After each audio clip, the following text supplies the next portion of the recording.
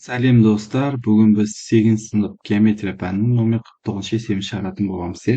Бізде берілген аңсында бізде негізі А, Ә, Б, В, Г деп 5 подпункт берілген екен. Так, біріншісі айтады.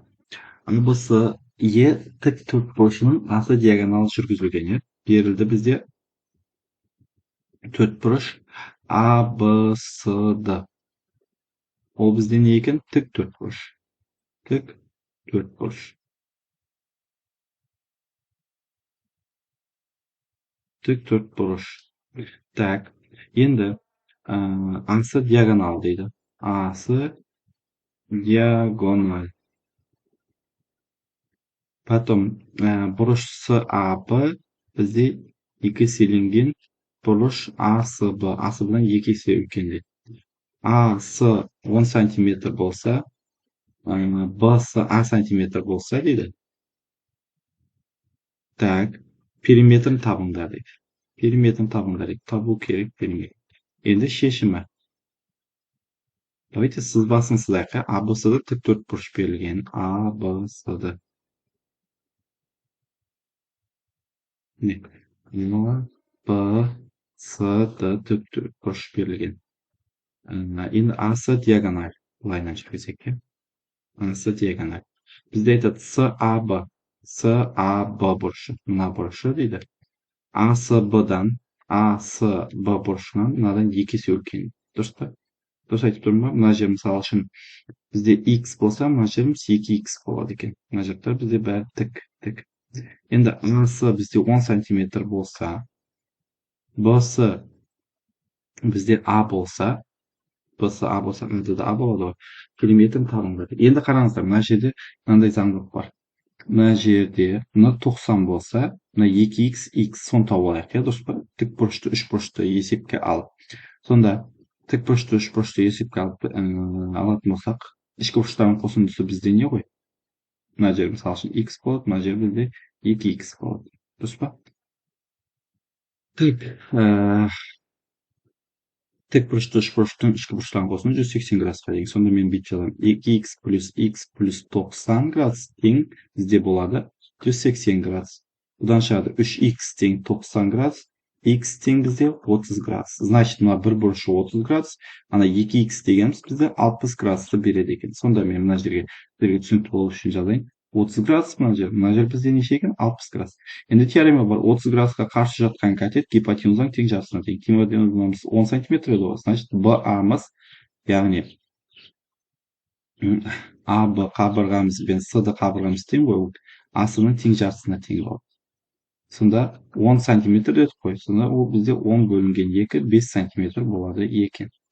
Енді мына жақ 5 сантиметр болды, мына жақ 5 сантиметр. Сонда периметрін табу бізде қалай болды? 5 плюс А плюс 5 плюс А. Бұл дегеніміз бізде 2А плюс 10 десек болады. Немесе екінің жақсан сыртына шығарсақ А плюс 5. Міне, осылай есептің жауап шықты периметрі.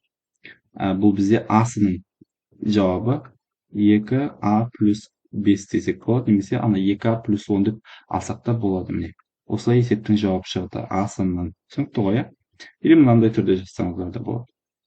Так, қазір енді мен нені көремін? Әсіні көремін.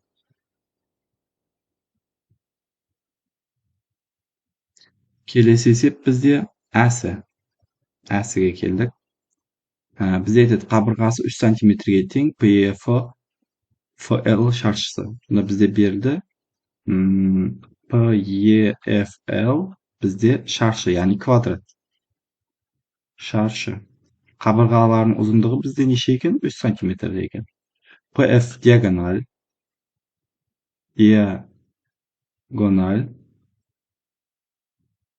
Мына бұрыштарын табу керек.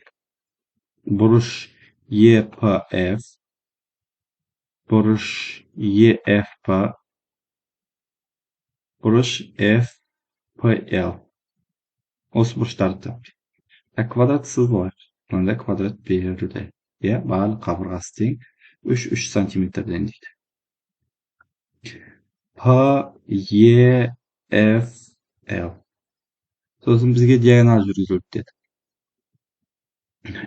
PF деген диагонал жүргізілді. Diagonal жүргізді. Дұрыс па? Бізге табу керек EPF. EPF.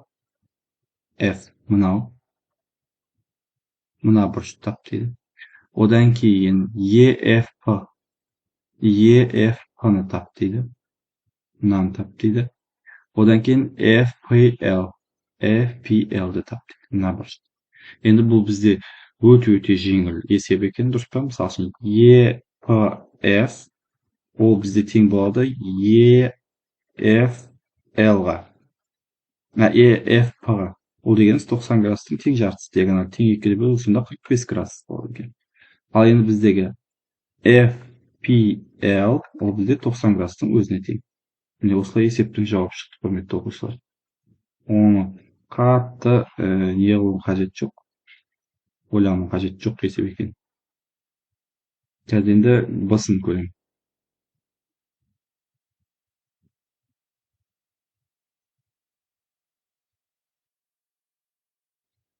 Келесі есеп бізде басы.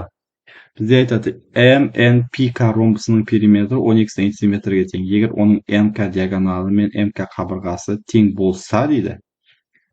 М және N бұрыштарын табыңдар дейді. Окей. Басы бізде берілді. Төрт бұрыш MNPK ол бізде ромб. Периметрі бізде 12 дециметр. NK диагональ ол тең MK қабырғасы. Табу керек бізде не дейді? Бұрыш М және бұрыш N табуымыз керек дейді. Так, ромб сызбалайық. Былайынан, иә?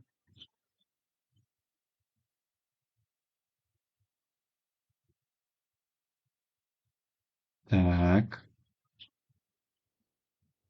Сонда MNPK деп алайық. Одан кейін бізде айтты NK диагональ. Мына диагональ. Периметр, жалпы периметр 12 дециметр дейді. Так, қараңыздар. Бұл жерде мынандай заңдылық болып тұр.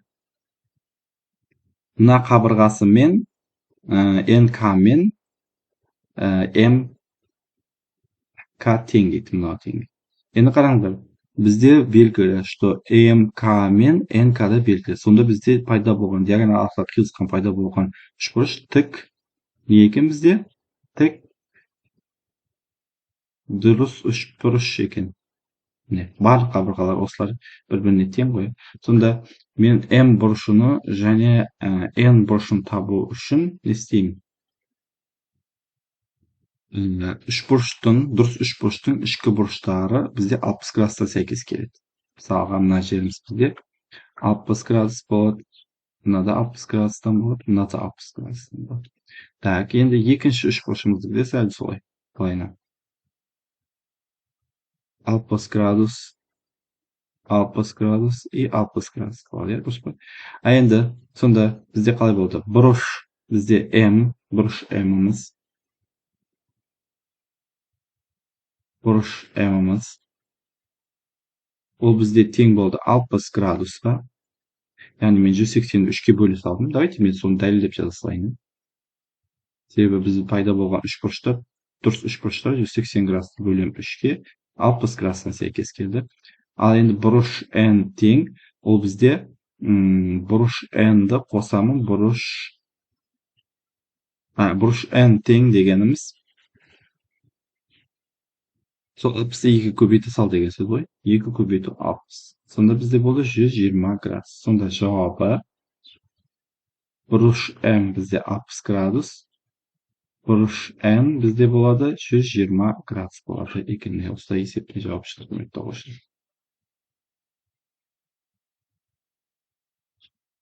Осы енді VG бар екен ғой.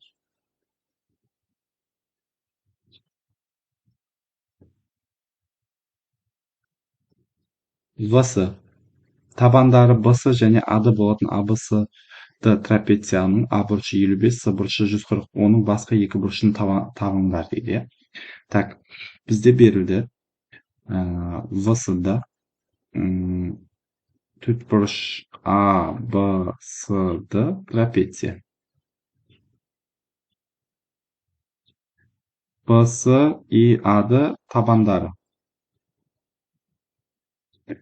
Бұрыш А бізде болды 55 градус, бұрыш С бізде болды 140 градус. Оның басқа екі бұрышын тап дейді, дұрыс па? Сонда бізде табу керек, бізде бұрыш Б-ны табуымыз керек, сосын бұрыш Д-ны табуымыз керек. Осылай. Так, трапецияны сызайық.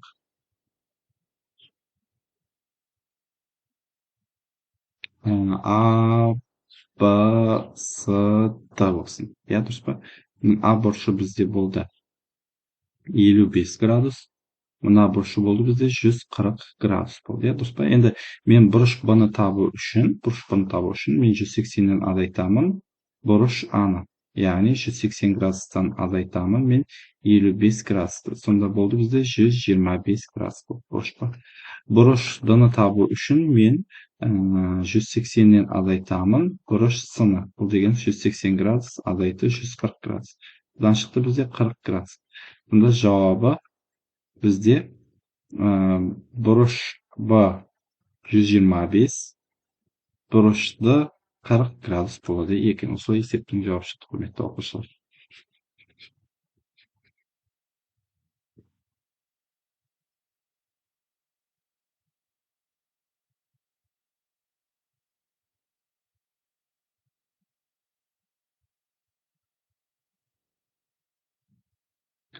Келесі бізде Г. Бізде берген F, G, H параллелограмм берген, E мен F биссектрисалары К нүктесінде қиылысады дейді. Бұрыш Е және бұрыш Е-нің биссектрисалы К нүктесіне қиылысады. Е, К, F-ті табыңдар. Бұларны көрейік бізде. Бізде берілді Г-да 4 бұрыш Е, F, G, H параллелограмм.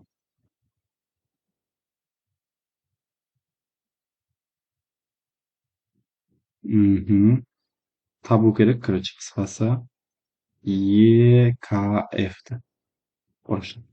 Параллелограмм берілді. Давайте, параллелограмм берілді. Е, F, G, H. GH берілді. Так.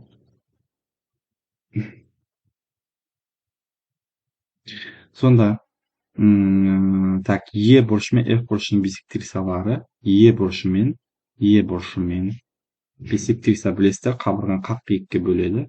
Мына қабырғаны бөлді. Және F бұрышының биссектрисалары мынаны да қақ биікке бөлді. Қай нүктеде кездеседі дейді? К нүктесінде кездеседі дейді. Так, енді айтады Е, К, F-ті табыңдар. Мынаны табыңдар. Мына жерде X деп қойыпты. Қалай есептесек болады? Енді қараңыздар, білесіздер, что бұрыш Е мен бұрыш F-тің несі қосындысы 180 градус деп. Дұрыс па? Данный момент бұрыш Е мен бұрыш F-ті екіге бөліп тастадық. Сонда біз екіге бөлген жағдайда бізде жоқ, былай жазбай-ақ қояйын, екіге бөлінді деп қазір шатысып кетеміз, иә.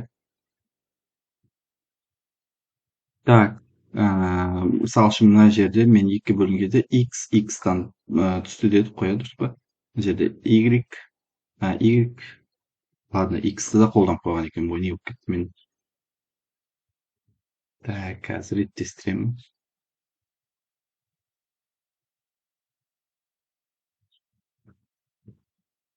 Мына жерде бөлсек Y деп алайық. Мына жерде Z деп алайық, дұрыс па? Так, сонда Е бұрышымыз бұл дегеніміз бізде 2Y дегеніміз. F бұрышымыз бізде 2Z дегеніміз, тең 180 градус. Так, енді 2 қысқартып жіберсем барлығын мен. Бұнда Y плюс Z тең 180 градусты береді. 90 градусты береді екен. 180-ді 2-ге бөлеміз, сонда бізде 90 градус болды. Сонда мына Y пен Z-тің қосындысы бізде 90 градус. Енді X-іміз деген 3 бұрыштың 3-ші бұрыш болып тұр ғой. Біздің бағана белгісіз бұрышымыз, яғни EKF ол дегеніміз 180-нен азайтамыз біз 90-ды. Сонда жауабы болды бізде 90 градус. Сонда жауабы EKF бұрыш EKF тең 90 градус екен, құрметті оқушылар. Осы есептің жауабы шықты.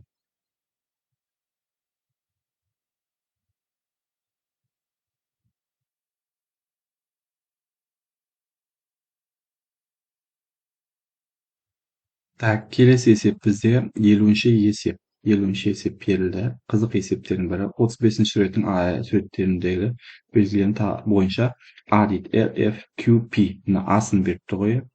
Берілген параллелограмм бұрыштарын табыңдар дейді. Асынікі. Бізде берілген 4 бұрыш RF, PQ параллелограмм берілген. Осының бұрыштарын табыңдар. Енді қараңыздар, бірінші болып R бұрышын табатын болсақ, R бұрышы ол бізде альфа мен беттаның қосындысына тең болады екен, дұрыс па? Ал енді қараңдар, бізде F бұрышы осы альфа мен беттаны 180 градустан азайтып тастағанда шығады. Яғни 180 градус азайту альфа минус бетта. Енді қараңыздар, мына жерде бізде F бұрышы бар ғой, мына F бұрышы ол бізде тең болады P бұрышына.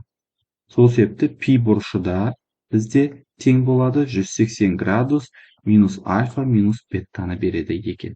Енді қараңдар, Q бұрышына тоқталып. Мына жеріміз альфа болса, мына жағымыз тоже альфа болады, мына жеріміз бізде бетта болады. Значит, ол біздікі Q бұрышымыз R бұрышы сияқты тең болады екен. Значит, бұрыш Q тең альфа плюс беттаны береді екен. Міне, осы есептің жауабы шықты. Асынікі дәлелдеу. Альфа осыған тең, F осыған, бұрыш R осыған тең, бұрыш Q мынаған тең деп осылай жазсаңыздар болады. Келесі екіншісінде ABCD параллелограммында бұрыштан табында және оның ромб екенін дәлелдеңдер дейді, құрметті оқушылар. Қараңдар, мына жер альфа болса, мына жерде бізде не болады екен? Альфа болады екен. Енді қараңдар. Бұл бізде қараңыздар. Тең қабырғалар тең болып тұр ғой. Қабырғалар тең болып тұр, иә, дұрыс па? Параллелограммның. Значит, қарама-қарсы қабырғаларда тең болады, ол бізде автоматты түрде ромб болып кетеді. Сол себепті мына жер альфа болса, бұл жерде альфа болады, бұл жерде бізде не болады екен? Альфа болады. Сонда бізде А бұрышы бізде 2 альфаны береді. Яғни альфаны қосамыз, 2 альфа ғой, дұрыс па? Б бұрышы, С бұрышы бізде 2 альфаны береді. Б бұрышы ол бізде 180 градус азайту 2 альфаны береді. Д бұрышы бізде тоже 180 градус азайту 2 альфаны береді.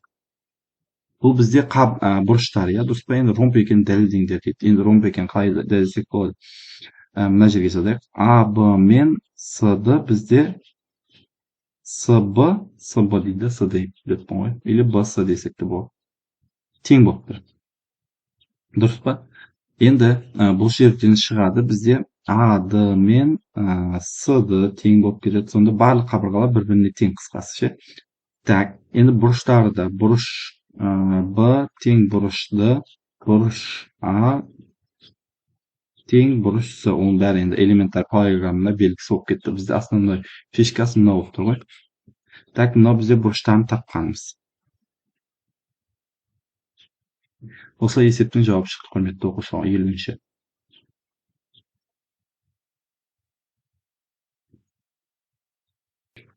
Келесі есеп бізде 51-ші есеп Б деңгейінікі. ABCD параллелограммының Б және С бұрыштарының бисектрисалары оның АД қабырғасына қиылысады дейді. Сонда 51-дің асын мына жерге жазып алайық. Бұл жерде қиылысу нүктесін М деп алатын болсақ, BM және CM бисектриса деп алайық. Бисектриса, да. Енді ABCD параллелограмм сызатын боламыз.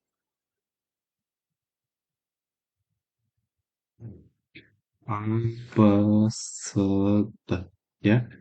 Енді BM бисектрисасы жүргізілді. Мына жерде болсын М, иә, сосын BC.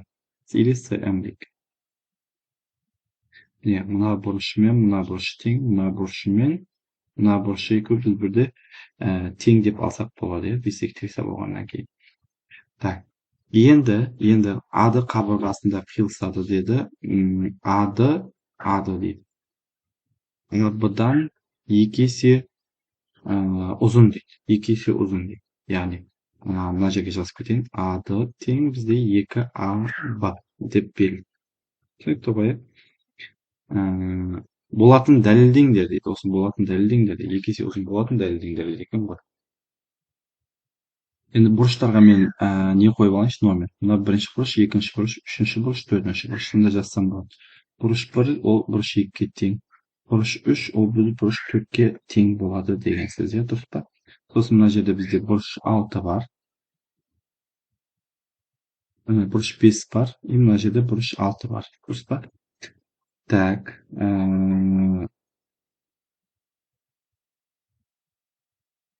Бізде пайда болған CM-ді үш бұрышымыз, мына жерде сызбасы қате кетті, ол бізде тең бүйірлі. Үш бұрыш CM-ді тең бүйірлі.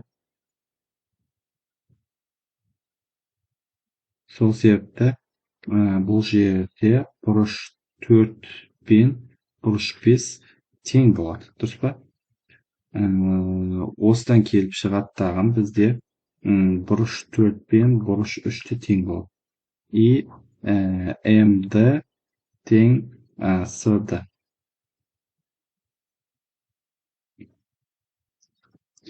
Енді мына жаққа жалғастырайын. А-ды дегеніміз ол бізде А М плюс М-ді болды, дұрыс па? Бұл дегеніміз А-ды тең 2А-ға деп аңыстырсақ та болады. Міне осылай дәлелденді. Құрметті оқушылар, келесі енді әсін көреміз.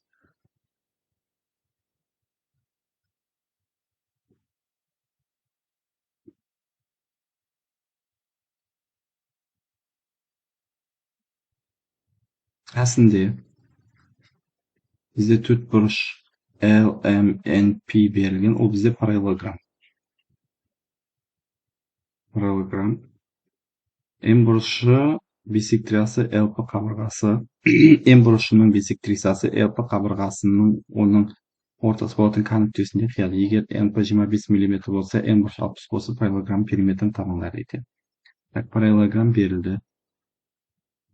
Параллелограмм L, M, N, P бет. Дұрыс па? Одан кейін бізде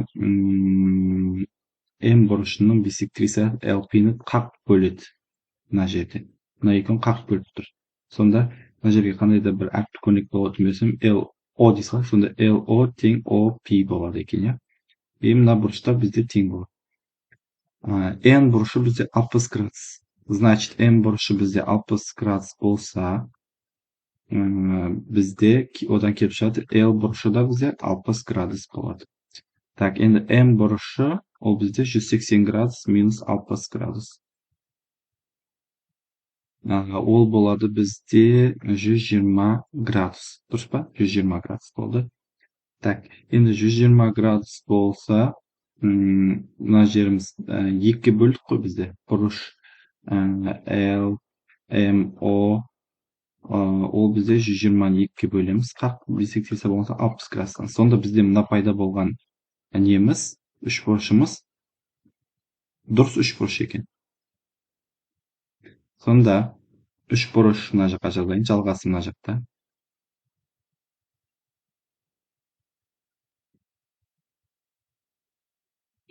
Үш бұрыш LMO дұрыс үш бұрыш. Так. Периметрін тап деп тұр ғой. NP-мыз біздікі 25 болды, дұрыс па? 25 мм. Мына жерде қалып кеттім ғой. NP бізде 25 мм. Сонда біздікі LM-ымыз тоже бізде 20 LM қабырғамыз, бұрыш емес, LM қабырғамыз тоже 25 мм болды. Сосын бізде N қабырғамызда 25 мм болады. Сонда барлық қабырғамыз, бұл жерде бізде ромб болып кетті. Сонда периметрін табу үшін 25 мм көбейту бізде қанша болды? 4-ке. Бұл деген 100 мм. Жауабы периметрі бізде 100 мм. Осылай шықты, құрметті оқушылар.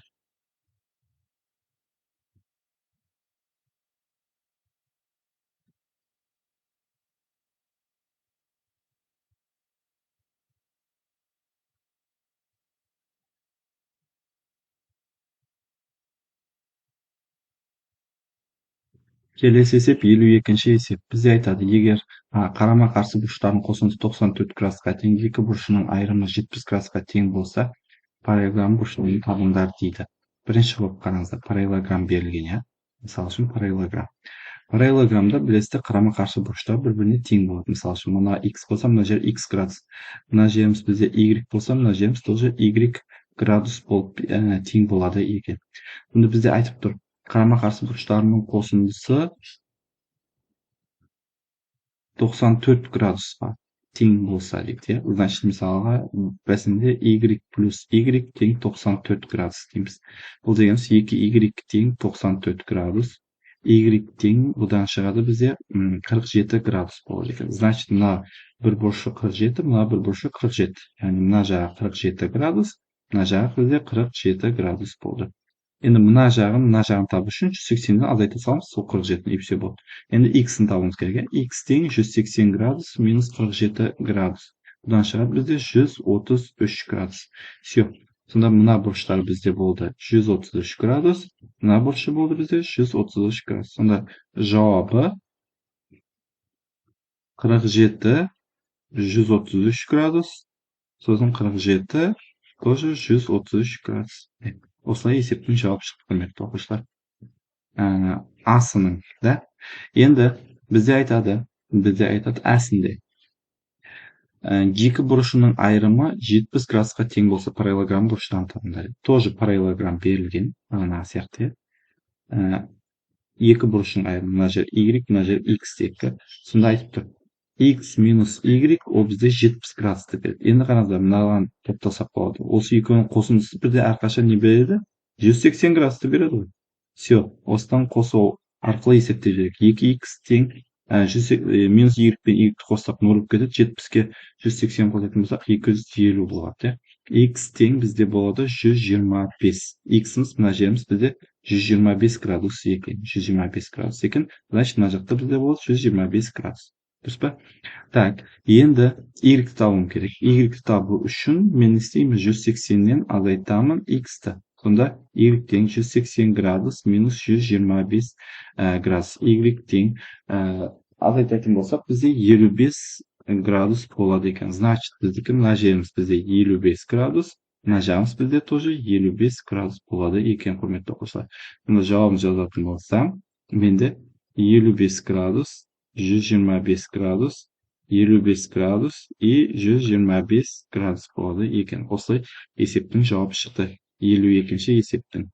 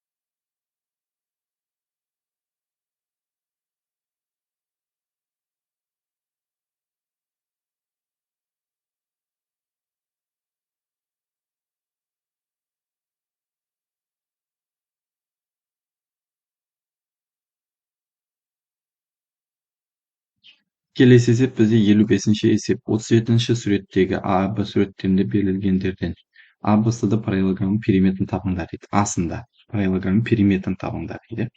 Периметрін табу үшін бізде мына x-ті табуымыз керек. А, Б-ны, иә. Мына x неше болса, сонда мына ds-да x болады. B-сымыз А болса, значит мына жақта А деп алады екенбіз, иә. Яғни бізде А, Б-мыз тең, ол ds-мыз тең, ол бізде x, иә. B-сымыз тең, ол A-дымыз тең, ол бізде А деп береді. Енді мынаға қараңыз, 30 градусқа қарсы жатқан катет, ол екі гипотенузаның тең жартысына тең. Сол себепті бізде А, Б-мыз, ds-мыз табу үшін ол гипотенуза болып тұр ғой. 2-ні 2-ге көбейте саламыз. 2 көбейте 2, сонда 4 сантиметр болды.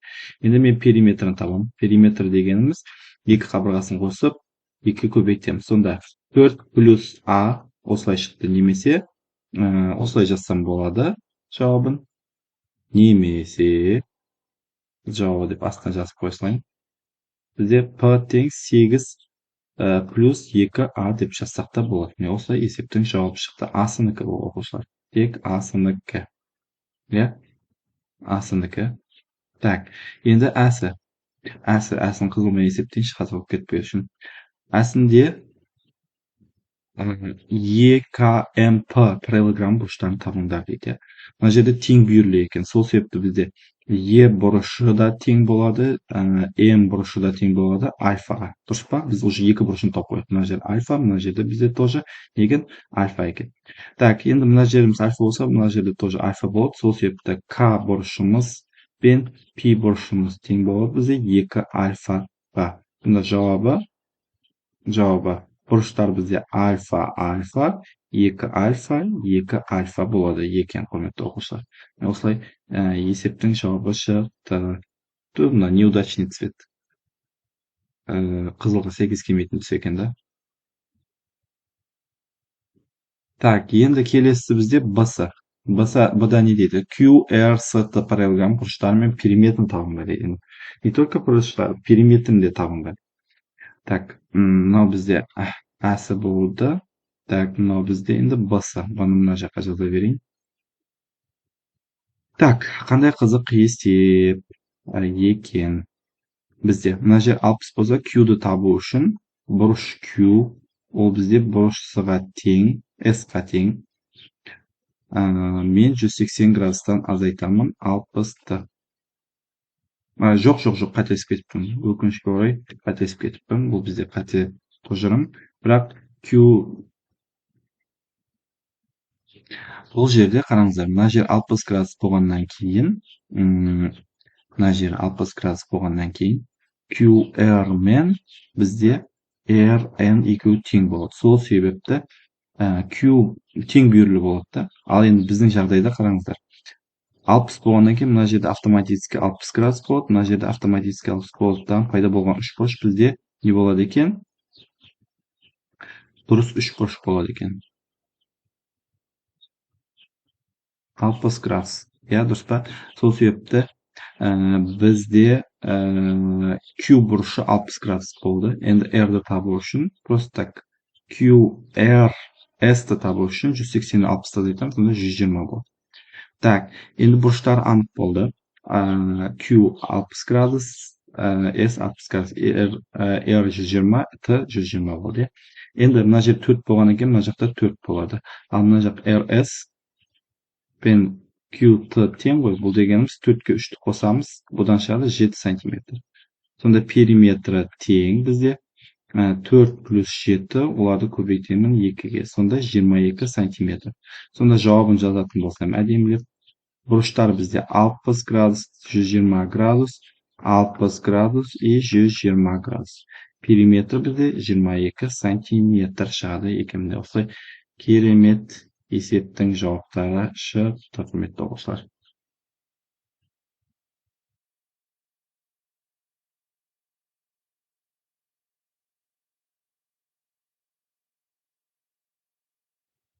Келесі есеп бізде 56-шы есеп. Асынан бастайық. А, Б, С, М параллелограмм берілген дейді. Берілді бізде А, Б, С, М параллелограмм. Бұл жерде А, Б-ның ұзындығы 6 сантиметр, АС диагоналі 5 сантиметр, БМ 9 сантиметр. Оның нүктесіне қиылысады. Периметр 3 бұрыш АОБ-ны табыңдар дейді. Сызбасын сызайық. Давайте сызбасыз келістіре алмаймын мен өзім. Сонда А, Б, С, М деп берілді. Бұл жерде керісінше болу керек сияқты. Әріп көндіктен өзгертейін мен.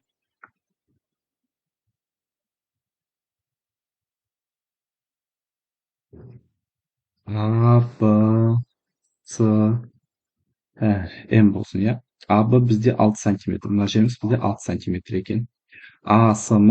асы диагоналіміз бізде 5 сантиметр болды. Дұрыс па? 5 сантиметр. Так, одан кейін БМ 9 сантиметр болды. Мына жерде оның нүктесі қиылысады. Пайда болған АОБ-ның периметрін табыңдар дейді, иә. АОБ дегенде біз бірінші болып АО-ны табуымыз керек. АО ол бізде 5 сантиметрді 2-ге бөлгенге тең. Сонда 2,5 сантиметрге тең екен. Шешімі ғой мына жерде. Шешімі.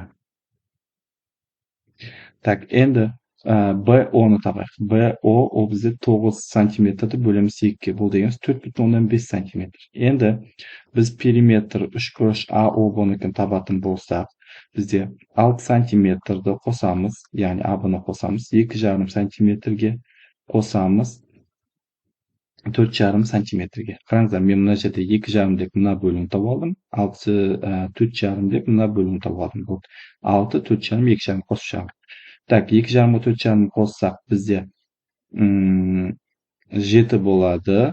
Дұрыс па? 7, 7-ге 6 қоссақ 13 сантиметр. Сонда периметрі, АОБ-ның периметрі 13 сантиметр болады екен. Бұл асының жауабы, құрметті оқушылар. Қазір біз әсінікін есептейтін боламыз. 13 сантиметр. Не осылай.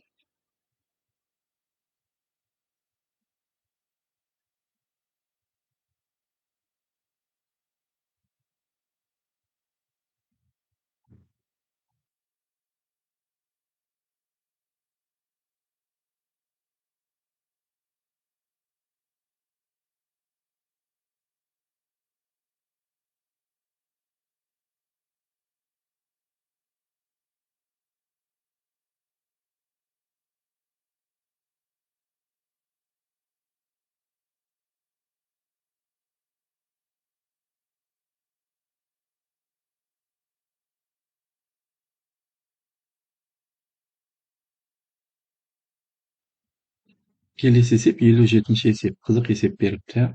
Егер дейді асы параллелограмм бір бұрышы екіншісінің 3 есе үлкен болса, әсі параллелограмм бір бұрышы екіншісінің 25%-ын құраса, параллелограммның бұрыштарын табыңдар дейді. Иә, асында қараңдар, бізге параллелограмм берілсін. Иә, параллелограмм берілсін. Мысалы үшін мына бұрышы x дейтін болсақ, мына бұрышы 3x болады. Дұрыс па? Мына бұрышы x дейтін болсақ, мына бұрышы бізде не болады екен? 3x болады екен. Біз білеміз, что іргелес бұрыштарын қосында 180 градусқа тең екен. Сонда x плюс 3x тең 180 градус, 4x тең 180 градус, x тең 180 градусты бөлемін мен 4-ке. Сонда шығады бізде 45 градус. Значит, мына бұрышы бізде 45 градусты береді екен. Так, енді бізде 2x бұрышын табуымыз, 3x бұрышын табуымыз керек. Ол бізде болады 45-ті көбейтемін 3-ке деген сөз. Содан шығады бізде 135 градус. Сонда мына бұрышы бізде 45 болды, ана жақ бізде 135 градустан сәйкес келді. Сонда жауабы берілген параллелограммның бұрыштары 45 градус, 135 градус, 45 градус и 135 градус болады екен. Осылай есептің жауабы шықты, құрметті оқушылар. Так, енді әсі параллелограмм бір бұрышы екінші бұрышының 25%-ын құраса дейді, иә. Тоже параллелограмм берілсін. Мына бір бұрышы, мысалы үшін, мына x деп алатын болсақ, соның 25%-ын құрады. 0,25x болды. Значит, мына жақта 0,25x, мына жақ тоже x болды. Білеміз, іргелес бұрыштардың қосындысы 180 градусқа тең екен. Онда x плюс 0,25x тең 180 градус. Бұл дегеніміз 1,25 x тең 180 градус. X тең 180 градусты бөлемін 1,25-ке. 1,25-ке. 180-ді бөлеміз 1,25-ке. Бұдан шығады бізде 44 градус шығады екен. 144 градус шығады екен. X тең бізде 144 градус. Так, енді 0,25 x табу үшін бұл дегеніміз 4-тен 1 көбейту 144 деген сөз ғой, дұрыс па? Бұны бөлеміз 4-ке, сонда шығады бізде 36 градус. Сонда жауабы болды бізде. Жауабы болды 144 градус, 36 градус, 144 градус и 36 градус деген жауап шықты. Яғни мына жерге жазатын болсам, мына жер 44 градус, мына жерде 44 градус, мына жағы 100, ой, кешіресіздер. 36 дегенім ғой. 36 градус, 36 градус и 144 градус и 144 градус болады екен. Осылай есептің жауабы шықты, құрметті оқушылар. Әсінің.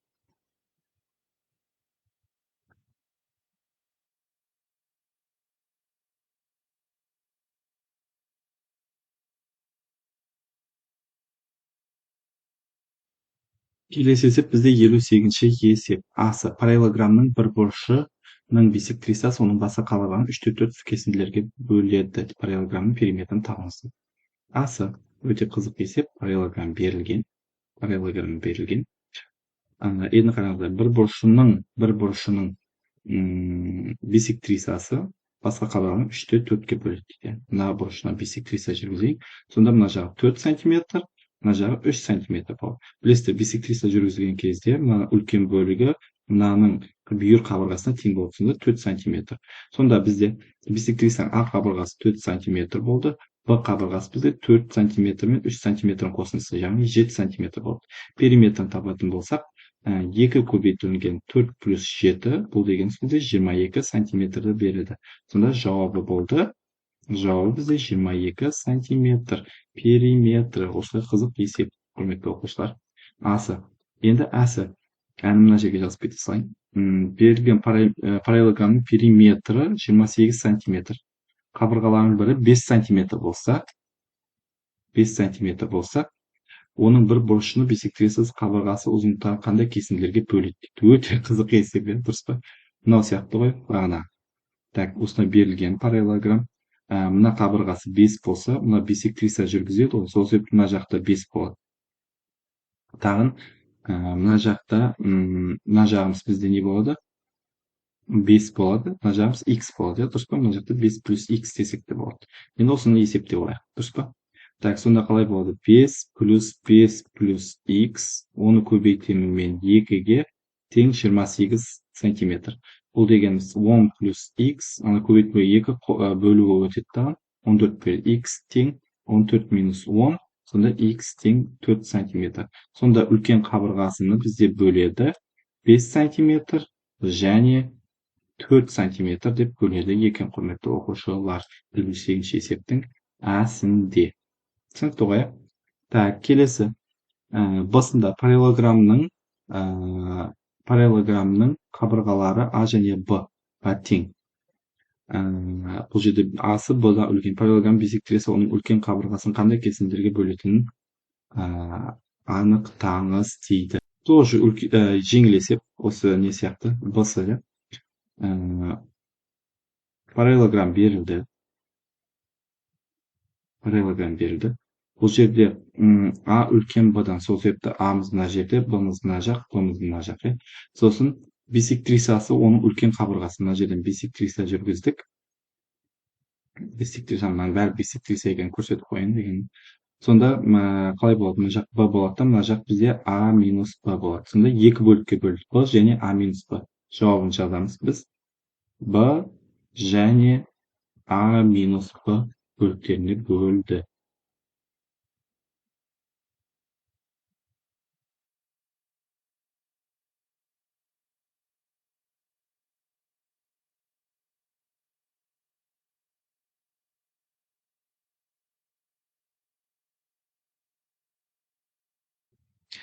Келесі есеп бізде 59-шы есеп. Иә. Бізде берілген MNPK параллелограммы берілді. Дұрыс па? Асы бізде берілді. MNPK параллелограмм. Қысқартып жазып жатырмын. Программ деп. Бұл жердегі P бұрышы 60 градусқа тең екен. МК қабырғалы перпендикуляр ұзындығын. Так. Қабырғалар мен бұрыштарын табуымыз керек екен. Дұрыс па? Мысалға, мына сызатын болсақ, MNPK. MNPK. Мына жеріміз бізде 60 градус беріп тұр. Одан кейін ND перпендикуляры. ND перпендикуляры 3 сантиметр және 5 сантиметр кесінділерге бөледі екен. Сонда мен жазсам болады. MD 3 сантиметр, ДК 5 сантиметр. Бұрыштар мен қабырғаларын таптық, иә. Енді қараңыздар, пи бұрыштарын есептеп алайықшы. Бізде пи бұрышы мен м бұрышы тең 60 градусты береді. Так, содан кейін м бұрышы мен к бұрышы тең, ол бізде 180 градустан азайтамыз 60 градусты. Содан шықты бізде 120 градус. Біз бұрыштарын таптық, 60, 120 кетті. Дұрыс па? Енді қабырғаларын табуымыз керек. Мына МК қабырғасы мен НП қабырғасы бізде 3 пен 5-тің қосындысына тең. 3 сантиметр мен 5 сантиметрді қосамыз. Сол кезде шықты бізде 8 сантиметр шықты. Так, енді MN табайық. Қараңыз, мына жерде 60 градус болса, біздегі мына бұрышымыз бізде 30 градус болады. Дұрыс па? 30 градусқа қарсы жатқан катет гипотенузаның тең жартысына тең. Сол себепті бізде MN қабырғасы, яғни біздің KP қабырғасы MD-ны көбейтеміз 2-ге деген сөз. Яғни 3 сантиметрді көбейтеміз 2-ге, содан 6 сантиметр шықты. Сонда жауабын жазатын болсақ, жауабы бірінші бұрыштары бізде 60 градус, 120 градус. 60 градус и 120 градус болды. Қабырғаларын жазатын болсақ, бізде 8 сантиметр, 6 сантиметр, 8 сантиметр және 6 сантиметр. Міне осылай керемет есептің жауабы шықты, құрметті оқушылар. Түсінікті болды деп ойлаймын. Келесі енді бізде әні көруіміз керек, әсіні.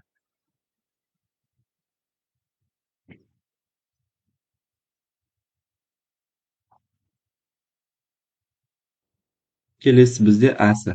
Бізде айтады қабырғалары АБ 5 сантиметр, БС 8 сантиметр, АД қабырғасына жүргізген BH перпендикуляры, оны қақ бөлетін АБС параллелограмм сызыңдар. Окей. Міне. А, Б, С, Д. Бұны сіздерге просто сыз деп тұр ғой. Сіздер мына жерде қаламмен, сызғышпен есептеп сызуларыңыз керек. Мен просто сызсам, мына жақ 5 сантиметр, мына жақта тоже 5 сантиметр. Мына жақ 8 сантиметр, мына жақ 8 сантиметр. BH перпендикуляр, оны қақ бөлетін перпендикулярны сызыңыздар. АД қабырғасын қақ бөледі. Значит, мына жерде бізде сызбада қателік кетті. АД қабырғасын қақ бөлетін. Так. Бірінші былай сызылайық.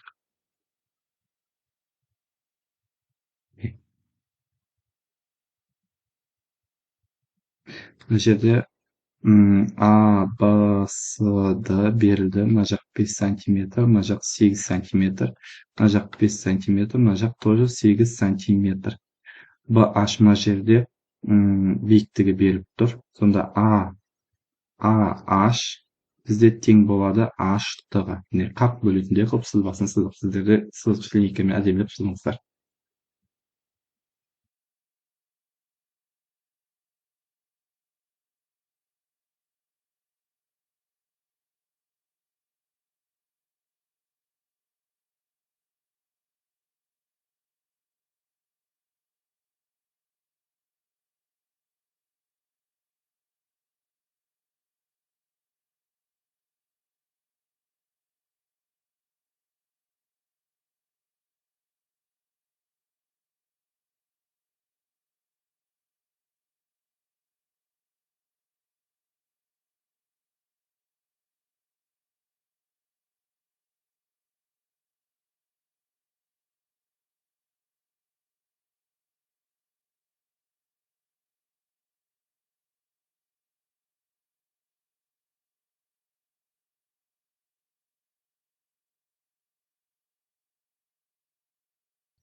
Келесі есеп бізде 61-ші есеп, иә. А, Б, С, Д параллелограммның А және Б бұрыштарын биссектрициялары С, Д қабырғасын 3 бөлікке бөледі.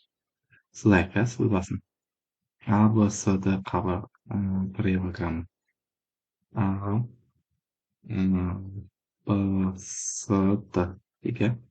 А және Б бұрыштарының биссектрисалары С, Д қабырғасын былайынан А бұрышының биссектрисасы және Б бұрышының биссектрисасы. Жоқ, сызбасы сәл қателік кеткен жоқ. Мен мына жерде атты көрнектерін өзгеше қойыншы, сіздерге түсінікті болу үшін. А, Б, С, Д. А бұрышының биссектрисасы және Б бұрышының биссектрисасы. Міне. Біз білеміз, мына қабырғаның ұзындығы 5, 12, 5, 12 екен, иә? Значит, мына жер 5 пен 5, мына жағымыз 5 пен 5 болады. Значит, бізде И, О деп алайық. DE тоже 5 сантиметр. ОС тоже 5 сантиметр болды. Дұрыс па? Енді Е10-ны табуымыз керек. Е10-ны табу үшін біз 12-ден азайтамыз, осы 5-тердің қосындысын. Сонда 12 минус 10, одан шығады 2 сантиметр. Сонда бізде былай болды. Мына жағы 5 сантиметр, мына жері 2 сантиметр, мына жағы 5 сантиметр. Сонда есептің жауабы бізде болды 5 сантиметр, 2 сантиметр және 5 сантиметр. Осылай есептің жауабы шықты, құрметті оқушылар. Құрметті оқушылар, назарларыңызға көп рахмет. Каимов ТВ YouTube каналына тіркелуді ұмытпаңыздар. Бұл каналда ұсынылған есептер талдау өте көп болады. Назарларыңызға көп рахмет. Есеп шығару барысында қандай да бір сұрақтарыңыз болса, немесе есепте қателік байқаған болсаңыздар, комментарий жазуды ұмытпаңыздар. Сіздердің әрбір пікірлеріңіз мен үшін өте маңызды. Назарларыңызға достарыңызбен бөлісіп, лайк көпірді аямауды ұмытпаңыздар.